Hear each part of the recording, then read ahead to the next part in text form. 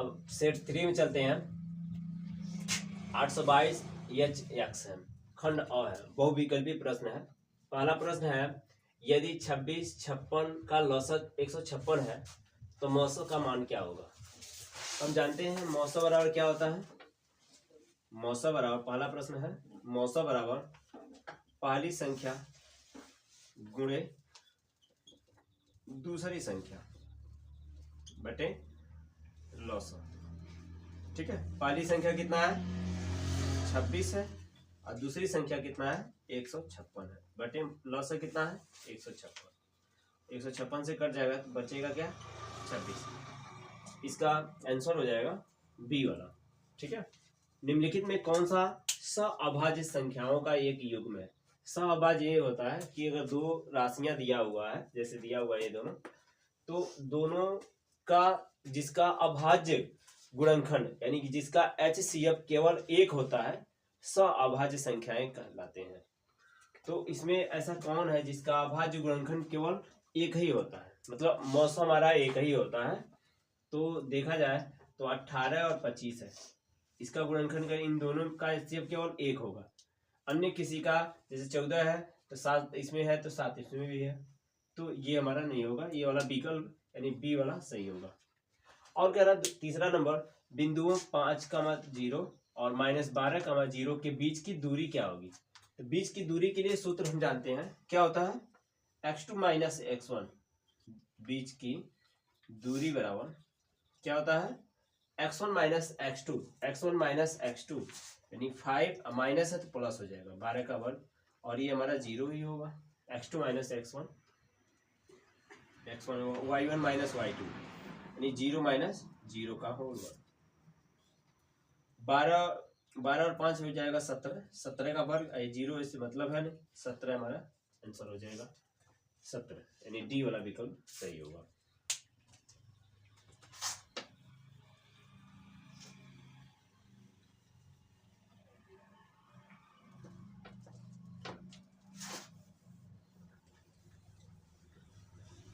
अगला है, वह छोटी से छोटी संख्या जिसको 35, 56 और 91 से विभाजित करने पर प्रत्येक दशा में शेषफल 7 होता है।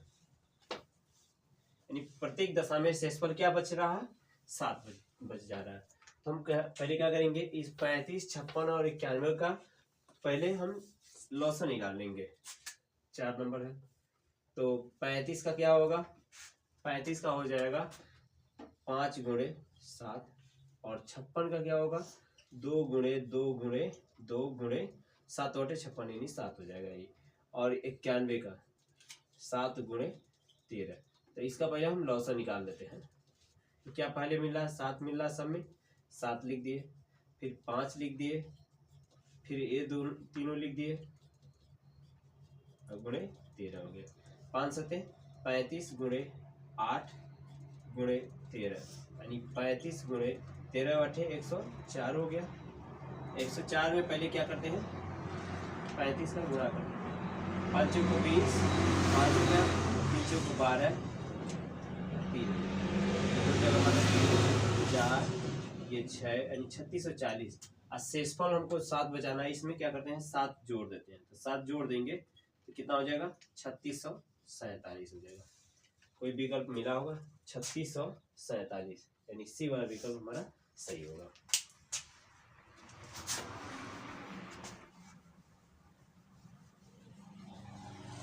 अगला प्रश्न है, 8 के प्रथम 15 गुणजों का योगफल क्या होगा। 8 के प्रथम 15 गुणज, 8, 16, 24, इस तरह से कितने पदों तक 15 पदों तक लिखते जाएंगे। ठीक है, तो यन निकालेंगे। यन बराबर क्या होता है n/2, 2a + n - 1 ×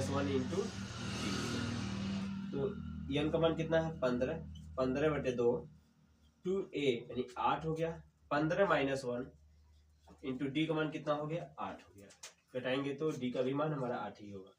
15/2, दोनों में 8 मिला, 8 कॉमन हो गया, क्या बचेगा 2 + 14 हो जाएगा, ये कट जाएगा 4 हो जाएगा, 15 × 4 = 60 हो जाएगा, और ये हमारा कितना हो गया 14 × 2 = 16 हो गया।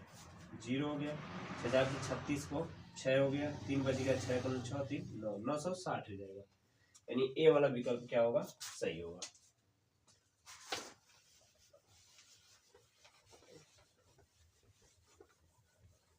अगला प्रश्न क्या है, यदि द्विघात समीकरण x² + 2x - p = 0 का एक मूल -2 है तो p का क्या मान होगा।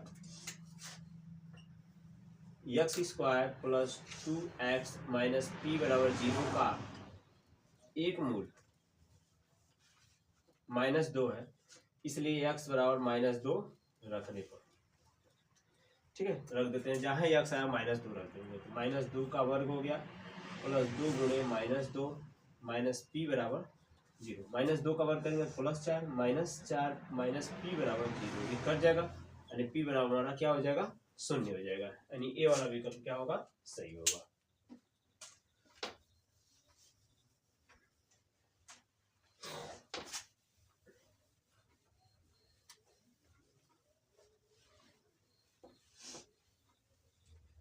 अगला क्या है, x अक्ष पर स्थित एवं बिंदु इतना इतना से बिंदु 5, -2 और -3, 2 से समदूरस्थ बिंदुओं के निर्देशांक क्या होगा।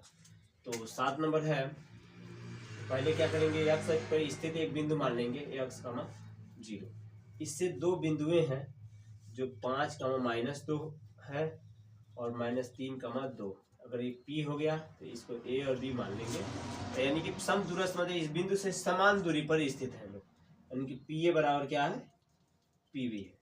तो PA की सूत्र क्या होगा, x1 - x2 का होल वर्ग, x - 5 का होल वर्ग प्लस 0 माइनस है तो प्लस हो जाएगा +2 का होल वर्ग, फिर इसका इधर का क्या हो जाएगा, x1 - x2 का होल वर्ग, यानी कि x + 3 का होल वर्ग हो जाएगा प्लस 0 - 2 का होल वर्ग, दोनों पक्षों का वर्ग कर देंगे तो काड़ी हट जाएगा, x - 5 का होल वर्ग प्लस 2 का वर्ग प्लस x + 3 का होल वर्ग प्लस -2 का वर्ग, ठीक है, a - b का होल वर्ग, a² + b² मतलब -5 का, यानी कि 5 का वर्ग में b का मान 5 है ना, 5 का वर्ग 25 हो जाएगा, -2 × x × यानी 5 दूनी 10 प्लस 2 दूनी 4 बराबर x² + 9 + 3 दूनी 6x + 4, ये 4 से 4 कट जाएगा, x² से x² कट जाएगा, 6 को इधर भेज देंगे, -10x - 6x बराबर 9 - 25 हो जाएगा, कितना हो गया, -16x हो गया,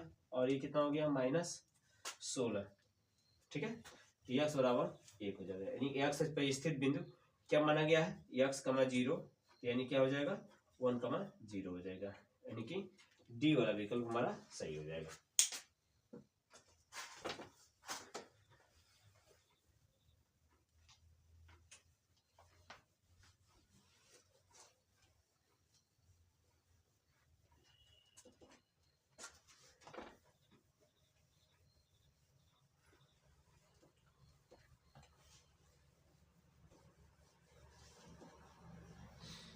अगला क्या प्रश्न है, 8 नंबर है, समीकरण 2x² - 5x + 4 के मूलों की प्रकृति क्या होगी।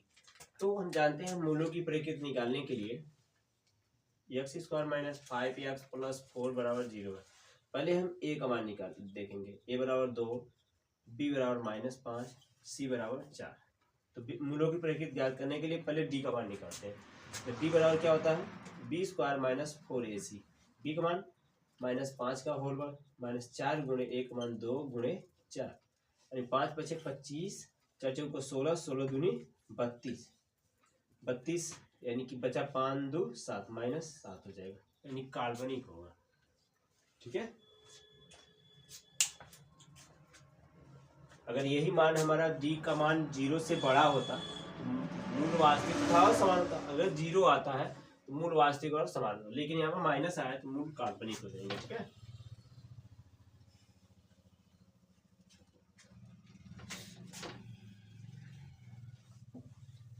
फिर अगला नंबर क्या कर रहा है, दो त्रिभुज एक दूसरे के समरूप होंगे यदि इनके संगत कोण बराबर हो, ये भी है, सही है, यदि इनकी संगत भुजाएं समानुपाती हो, यानी समरूप उसी कंडीशन में कराते हैं जब कोण संगत कोण बराबर हो और इनकी संगत भुजाएं समानुपाती होती हैं, तो क्या होती हैं, दोनों त्रिभुज समरूप कहलाते हैं, जैसे ए और बी दोनों में है, दोनों ए वाला विकल्प सी वाला विकल्प सही होगा।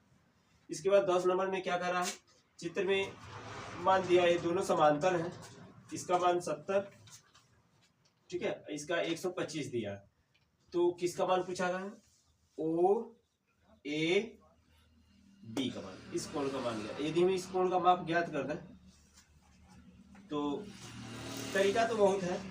एक तो हम ये दोनों समांतर हैं तो ये 70 अंश का है तो ये भी हमारा 70 अंश का हो जाएगा, ठीक है। ये एक रेखा बना है तो रेखा पे दो युग्म बने रहते हैं ना, ऐसे बने हुए हैं, तो ये दोनों कोण मिलकर कितना हो जाएगा 180। तो इस कोण का 180 यानी कि हम इसको अगर हम यक्स मान लेते हैं, यक्स मान लेते हैं तो ये एक रेखा है, तो यक्स प्लस 125 बराबर 180 अंश होगा। तो यक्स बराबर 180 माइनस 125, तो यक्स बराबर कितना हो जाएगा 5 हो गया, और यहाँ बच जाएगा 7, 7 में से 55 हो जाएगा, यानी कि 55 अंश का हो गया। तो त्रिभुज ए ओ बी में चले जाएंगे, तो इस त्रिभुज में त्रिभुज के तीनों अंतः कोणों का एफल, इस कोण का क्या नाम है ओ ए बी है, इस कोण का 55 है प्लस 70 बराबर कितना 180 है। तो कोण ए ओ बी प्लस जोड़ देंगे तो क्या होगा 5, 7 12 125 बराबर 180 अंश, यानी कोण ए ओ बी बराबर कितना हो जाएगा 180 माइनस 125, यानी कोण ओ है ओ ए बी है, ओ ए बी कितना बच जाएगा 55 अंश का। ये हमारा कौन सा विकल्प होगा, विकल्प तो लिखे नहीं है, तो हमारा ये विकल्प यानी 155 जो आंसर आया वो वाला विकल्प हमारा सही होगा। अगला प्रश्न है 11 नंबर, यदि साइन थीटा बराबर कॉस थीटा, तो जो थीटा का मान है वो 0 हो, 0 से बड़ा हो, 90 हो, 90 से छोटा हो, तो थीटा का मान क्या होगा। तो 11 नंबर देखो, साइन थीटा बराबर क्या दिया है कॉस थीटा, बटे में भेज देंगे साइन थीटा बटे कॉस थीटा, जब बटे में चला जाएगा तो हमारा 1 बच जाएगा, साइन बटे कॉस क्या हो जाएगा tan थीटा बराबर 1, tan थीटा एक कितने अंश में होता है tan 45 अंश में होगा, तो थीटा बराबर क्या हो जाएगा 45 अंश, यानी बी वाला विकल्प सही होगा। इसका 12 नंबर क्या है, साइन 15 अंश बटे कॉस 75 अंश, ठीक है। तो इसमें या तो ऊपर वाले को चेंज करते हैं या तो नीचे वाले को, तो अगर हम ऊपर वाले को चेंज करते हैं तो 90 में से 75 घटाएंगे तभी हमारा 15 आएगा, ठीक है। नीचे वाले जब ऊपर वाले बदलेंगे तो नीचे वाला छोड़ देंगे, अगर नीचे वाले को चेंज करते हैं तो ऊपर वाले को छोड़ देंगे। तो sine theta, sine 90 minus theta, सीधे sine 90 minus theta cos theta, यानी कॉस 75 बटे कॉस 75 हो गया, कट जाएगा तो क्या बच जाएगा 1 बच जाएगा, यानी कि इसका ए वाला विकल्प सही होगा, ठीक है।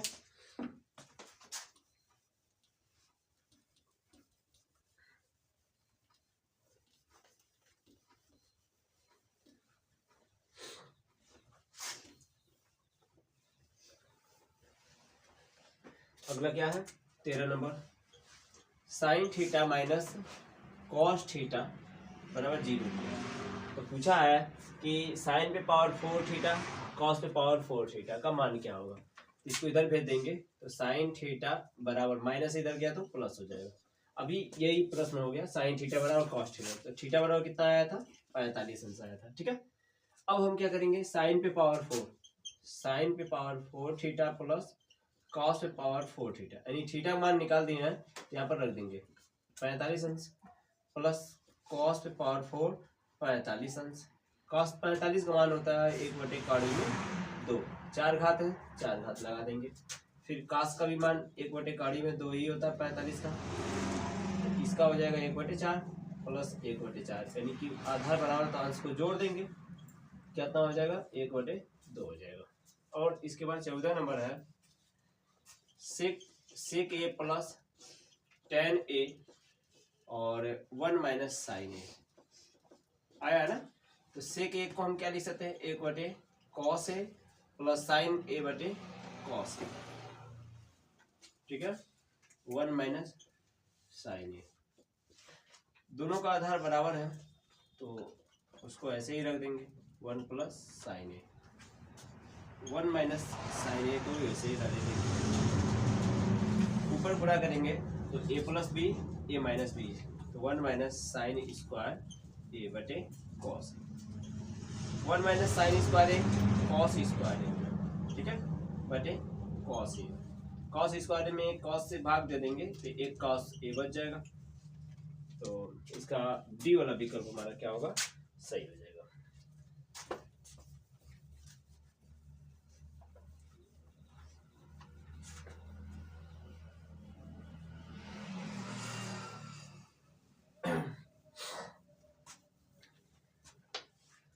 अगला है चित्र में ओ बिंदु ओ का बिंदुओं ए और पी का से देखने पर अवनमन कोण के मान क्या होंगे, ठीक है। तो पहला विकल्प दिया है, दूसरा तीसरा इस तरह दिया हुआ है। तो ये देख रहे हैं कि पूरा 45 अंश का है, तो यहाँ से अवनमन कोण बनाएंगे तो यहाँ पर 45 अंश का हो गया, ठीक है। अब यहाँ पर अवनमन कोण बनाना है ना, तो जान रहे हैं यहाँ पर 90 अंश का कोण बनता है। त्रिभुज के तीनों अंतःकोणों के योगफल से निकालेंगे तो ये हमारा 30 अंश का हो जाएगा, ठीक है। तो ये जितना है एक आंतरकोण के अनुसार यहाँ पर भी बन जाएगा। तो 45 ए से 45 अंश का कोण और पी से 30 अंश का कोण। पहले ए का नाम लिया है तो ए का कितना है 45 और पी का हमारा 30 है, यानी 45 और 30, यानी बी वाला विकल्प सही होगा, ठीक है। अब कह रहा है 16 नंबर में किसी त्रिभुज एबीसी में कोण सी बराबर 90 अंश और tan ए बराबर 1/3, तो sin A into cos A, ये सब मान निकालना है। तो देखते हैं इसको 16 नंबर में, इसकी फिगर को पहले बनाते हैं। तो क्या दिया हुआ है, tan ए बराबर 1/3 दिया, ठीक है। तो ये सी हमारा 90 अंश का, तो सी ए और हमारा ये हो जाएगा बी हो जाएगा। तो सी tan 90 अंश लंब बटे आधार, यानी 1/3। अब इसका वन करेंगे यानी कि कर्ण का मान हो जाएगा ए स्क्वायर प्लस बी स्क्वायर होगा 3 1 4 यानी 2 बच जाएगा। तो किसका मान पूछा गया है, साइन ए, यहाँ पर ए का हो जाएगा tan 30 अंश का हो गया, 90 अंश हो गया, ये हमारा 60 अंश का हो गया, ठीक है। तो हम इसको निकाल देते हैं, cos b plus cos a into sine B. अब ए का मान निकाल दिए हैं, यहाँ से ऐसे निकला हुआ है साइन tan ए बराबर 1/3 कितने में होता है 30 अंश में, तो ए बराबर हमारा हो जाएगा 30 अंश। ए का मान 30 अंश हो गया, ये 90 अंश का है, तो त्रिभुज के तीनों अंतःकोणों के ऊपर से ये 60 अंश का कोण हो गया, ठीक है। अब हम ए का मान यहाँ रख देते हैं, ए बराबर कितना है 30 अंश है। बी का मान कितना है cos ए 60 अंश हो गया प्लस cos 30 अंश इंटू साइन 60 अंश, ठीक है। साइन 30 अंश का मान 1/3, 1/2 होता है, ठीक है। cos 60 अंश का मान भी 1/2 हो गया प्लस cos 30 अंश का मान कड़ी में 3/2, साइन 60 अंश का मान कड़ी में 3/2।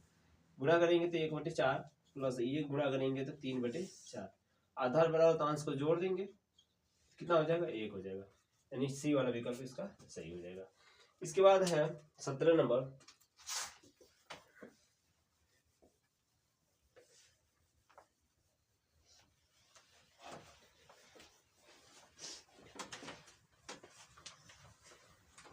एक घड़ी की मिनट की सुई 8 सेमी लंबी है, 1 मिनट में मिनट की सुई द्वारा बनाया गया कोण क्या होगा। तो त्रिज्या तुम्हारा दे दिया है 8 सेमी दे दिया है, और मिनट 1 मिनट में कितने अंश का कोण बनाता है, तो थीटा बराबर 6 अंश का हो गया, ठीक है। तो बनाया गया कोण, बनाया गया क्षेत्रफल कितना होगा, क्षेत्रफल क्या होगा। तो क्षेत्रफल यानी ए बराबर थीटा बटे 360 पाई आर स्क्वायर, तो थीटा का मान हमारा कितना है 6 अंश का बटे 360 पाई आर स्क्वायर, कट जाएगा तो कितना हो जाएगा 60, यानी पाई आर स्क्वायर बटे 60 हमारा सेमी स्क्वायर, यानी कि ये वाला विकल्प क्या होगा सही हो जाएगा। इसके बाद क्या है 18 नंबर में, व्यास 1/2 सेमी व्यास वाले किसी ठोस अर्धगोले का संपूर्ण पृष्ठीय क्षेत्रफल क्या होगा। तो त्रिज्या कितना हो जाएगा, व्यास दिया 1/2 तो त्रिज्या हो जाएगा 1/2/2, आधा भाग देते हैं, यानी 1/4 सेमी इसकी त्रिज्या हो गया। तो क्या पूछा गया है कि संपूर्ण पृष्ठीय क्षेत्रफल यानी कि अर्धगोले का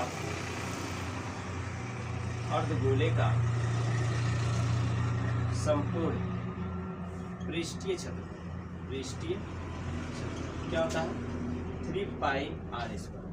3 गुणे पाई गुणे त्रिज्या कितना है 1/4 का वर्ग हो गया, यानी कि 3 पाई गुणे 1/16 यानी 3/16 पाई सेमी स्क्वायर 3/16 पाई r², 3/16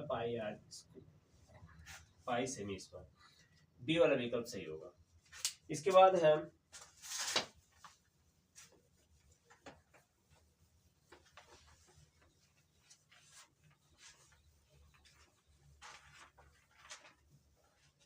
इसके बाद क्या दिया है किसी बारंबारता बंटन के लिए माध्य और माध्यक क्रमशः 26.1, 25.8 और बंटन के लिए बहुलक का मान क्या होगा। बहुलक पूछा गया है। हम जानते हैं बहुलक बराबर क्या होता है, बहुलक बराबर 3 गुणे माध्यक माइनस 2 गुणे माध्य होता है। ठीक है, तो 3 गुणे माध्यक, 3 गुणे माध्यक कितना दिया है, पहला हमारा माध्यक नहीं माध्य है। ठीक है ना, माध्यक हमारा 25.8 है और माइनस 2 गुणे माध्य कितना दिया है 26.1।